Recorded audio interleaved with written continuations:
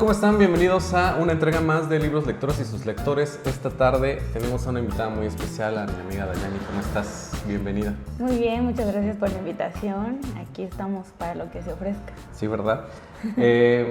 Bueno, antes de comenzar la entrevista quisiera dar las gracias a Eduardo, el señor barista, que nos dio oportunidad de grabar aquí en su café Dopio, que está sobre la Tercera Norte, Poniente Norte, muy cerquita del Megacable, por si quieren venir a probar.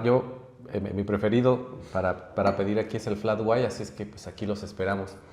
Y pues bueno, muchísimas gracias por haber aceptado, Naya, que de hecho fue muy de imprevisto, ¿no? Sí. No nos tardamos tanto en poner de acuerdo. No. Generalmente agendamos así con mucha anticipación, pero ahora fue así de mañana pasado y vámonos. Muchísimas gracias. Sí, porque ahí estamos muy disponibles al parecer. Tenemos mucho tiempo libre. No, tú no tienes tanto tiempo libre, yo sí. Pero bueno, cuéntanos, Naye, tú eres de Comitán, ¿verdad? Así es. ¿A qué te dedicas? Soy docente de educación primaria. Actualmente estoy en 4º grado y trabajo en una escuelita en Simol. Ah, muy cerquita de acá. Sí, así es. Sí, de hecho creo que seguramente tiene algo que ver en tu devenir lector de que te gusta mucho tratar con niños, ¿verdad? Estás muy dedicada a la docencia. Sí, fue algo que de cierta manera me inculcaron. Mis papás eran docentes y pues docentes de antes, ¿no? De que tienes a tu hijo en la escuela y vives en la comunidad, en casa del maestro. Claro, Entonces claro. Yo crecí en el ambiente Fíjate docente. que mi mamá también fue así de... sí vivió, pero yo no había nacido. Ya cuando nací, sí trabajó aquí también cerca, pero viajaba todos los días y eran escuelas rurales. Y pues bueno, aquí tenemos, se alcanza a ver en la cámara, 2 libros que nos va a recomendar la Naye, que muy amablemente accedió a recomendarnos 2. Y pues Bien bueno, no sé, creo que no has visto los videos de más o menos qué es lo que hacemos en el podcast, pero pues bueno, cuéntanos cómo fue que empezaste a leer tú, Naye. Yo tengo recuerdos de ser una lectora muy aferrada, por así decirlo, desde que estaba en la primaria.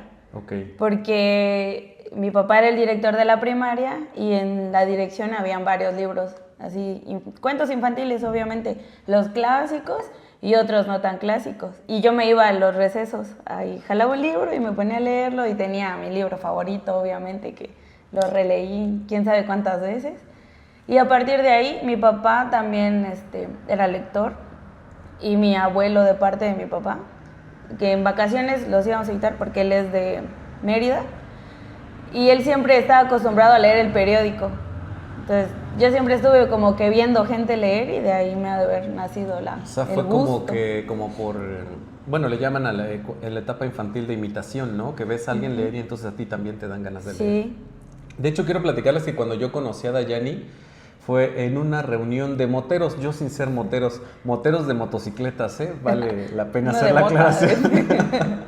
Y pues bueno, la verdad es que Dayani es un estuche de monerías porque también es ciclista y hasta me atrevería a decir que de alto desempeño, ¿cómo les llaman? ¿Rendimiento? De alto rendimiento, ¿no? Más o menos. Más o menos, sí, pero sí, le gusta andar por todo. Es maestra, es lectora, es ciclista y aparte le encanta subirse a la motocicleta. Y no crean que es de esas motociclistas que andan aquí en la ciudad y se van a banquetera. No es banquetera, sí ha ido hasta el norte del país, Sí, ¿no? así es. Me fui, el lugar más lejano al que he ido pues fue Tamaulipas. ¿Cómo se llama? Se me fue el nombre. ¿Tampico? No, es de la punta de México. Matamoros. Okay. Matamoros, ok. Ahí fue, es el punto más lejano al que he ido en mi moto. Oye, ¿y cómo crees tú que si existe cierta relación o no entre esa actividad, digamos, tal vez no rebelde, pero más aventada, ¿no? Del agarrar el volante e irte con la lectura? Creo que define también mucho qué tipo de lectura te empieza a gustar. Okay. Es como que más... A mí me gustan mucho los libros de misterio, de suspenso, de... así, ¿no?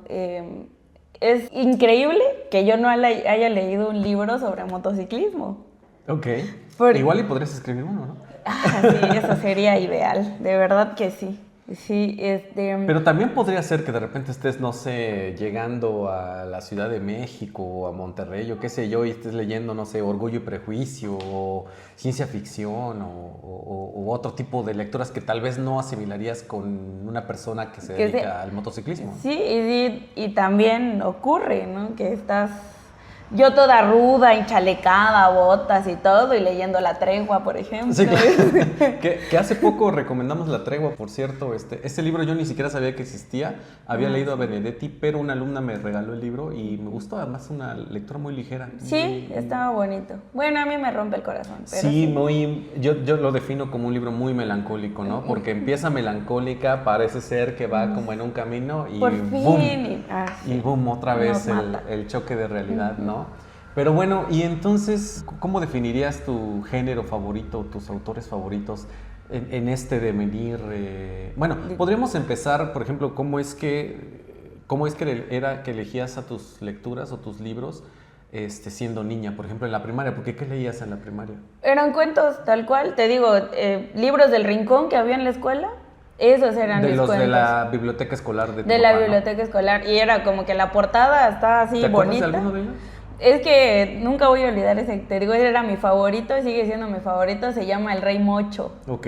Está muy cortito, tenía mucha ilustración, claro, pero me encantaba porque la historia va de que el rey no tiene una oreja y nadie lo sabe, solo su peluquero lo sabe.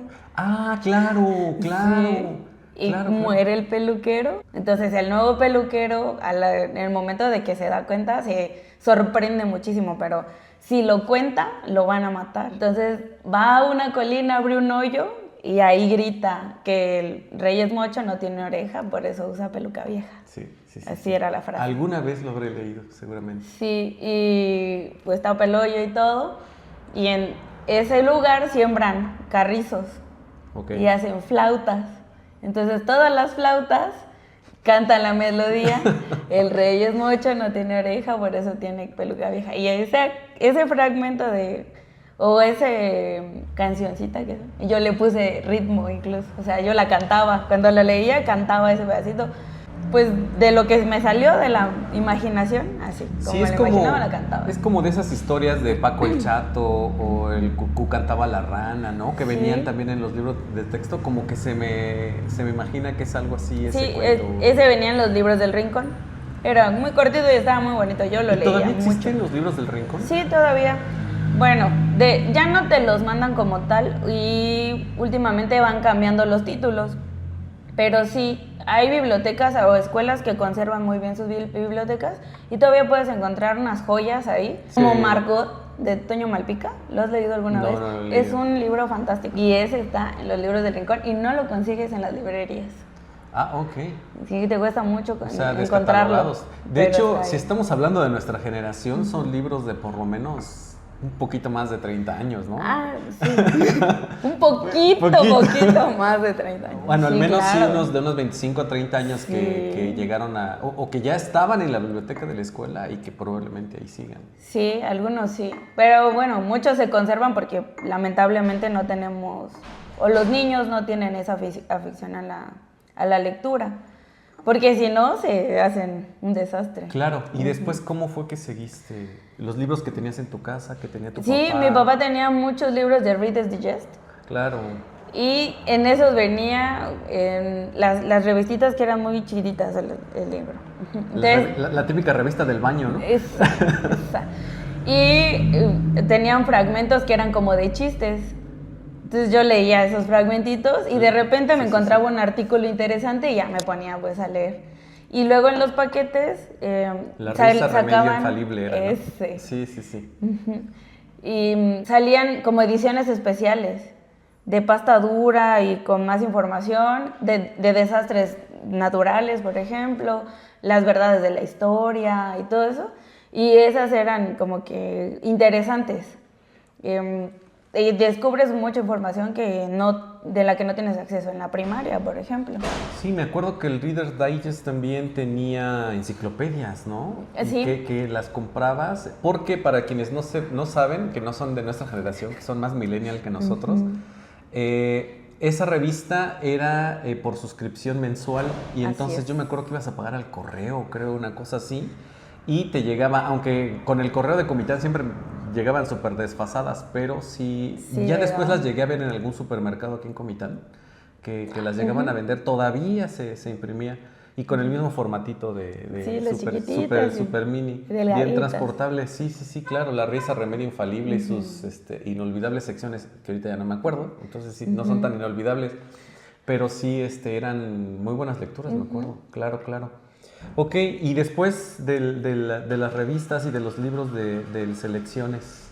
Pues bueno, en la casa lo que yo tenía acceso era eso. Y algunas de National Geographic y así. Enciclopedias también, obviamente.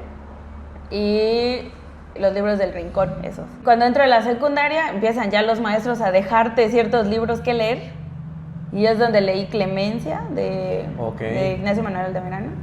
Leí La Divina Comedia y un fragmento de El Quijote de la Mancha. Pero a mí me gustaba mucho leer, entonces no se me hacía complicado. Ya cuando entregaba mi ensayo era así súper... Vieran, tienen que escribir 3 hojas y 3 hojas no me daban a mí para escribir todo lo que había asimilado. Lo que querías decir del libro. Ok, y así fue que empezaste entonces como a comprar tus propios libros, digamos. Ahí empecé a comprar mis propios libros. Y luego ya libros más gruesos o mejores ediciones o no sé. El primero, de hecho, es el que traje para recomendar. Okay. El de La Sombra, de John Katzenbach. O sea, ya está viejito ese libro. Sí, estaba de oferta en el Sanborns. Y estaba libro de pasta dura en 200 pesos. Y yo dije, esto es una ganga. Lo tengo que tener. Ya leí un poco de la contraportada. Hablaba sobre un asesino. Y me gusta mucho sobre asesinos en general. Me interesa mucho ese tema. Como policíaco, novela negra. Sí, no, es más como suspenso, misterio. Ajá. Okay. Era un asesino del Holocausto. Entonces eran como 2 temas que me atraparon y dije, pues lo voy a comprar a ver qué sale. Y ya lo compré y me enamoré de John Katzenbach. Es el único autor del que he leído todo lo que he escrito. Tengo todos sus ¿Cuántos libros tiene publicado Katzenbach? Tiene 17 libros publicados y solo uno no he podido conseguir. Fue de los primeros que hizo y no se volvió a editar. Solo está en inglés y está bastante imposible conseguirlo. Entonces, ¿dirías que tu libro favorito en la vida es alguno de Katzenbach? No. ¿No?